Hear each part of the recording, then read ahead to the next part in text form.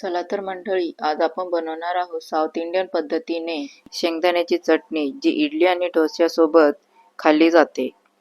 तसेच आपण ही चटणी 4 ते 6 जणांसाठी बनवणार आहोत. त्यासाठी येथे मी 1 वाटी शेंगदाणे घेऊन त्यांना स्क्रीनवर दाखवल्याप्रमाणे स्वच्छ निवडून घेण्यास सुरुवात केलेली आहे. तसेच हे शेंगदाणे निवडताना त्याच्यामध्ये जो खराब शेंगदाणा असतो तो आपल्याला इथून बाजूला काढून टाकायचा आहे.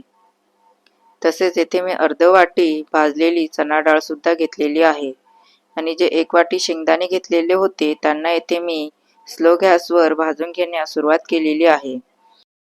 बोटावर चुरगळतात जेव्हा हे शेंगदाणे छान सोलले जातात,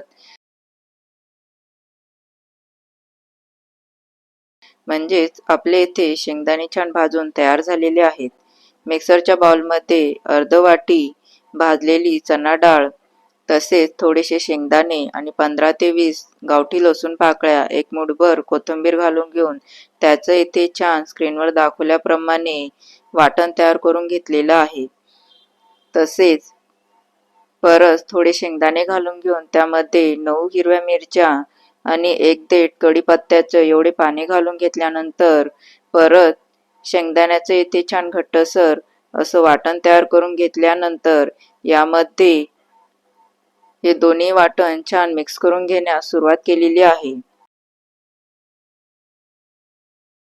मिक्सरच्या भांड्यामध्ये अर्ध भांड एवढं पाणी घेऊन ते पाणी यामध्ये घालून घेतल्यानंतर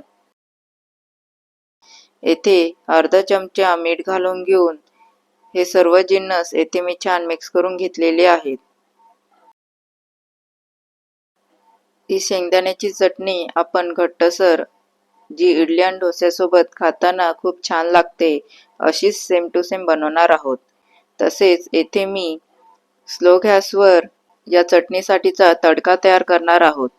त्यासाठी येथे मी 1 चमचा तेल छान गरम करून घेतल्यानंतर त्यामध्ये 1 चमचा चणा डाळ आणि 1 चमचा सफेद उडदाची डाळ घालून घेतल्यानंतर गॅस बंद करून घेऊन त्यामध्ये 1 चमचा मोहरी छान तडतडून घेतल्यानंतर 10 ते 12 कढीपत्त्याची पाने आणि 2 लवंगी मिरच्या छान तोडून यामध्ये घालून घेतलेले आहेत आणि हे सर्व जिन्नस येथे छान चमच्याच्या साहाय्याने तेलामध्ये मिक्स करून घेतल्यानंतर आपल्या येथे शेंगदाण्याच्या चटणीवर घालण्यासाठीचा तडका बनवून तयार झालेला आहे. या पद्धतीने तडका बनवल्यावर तो करपत सुद्धा नाही.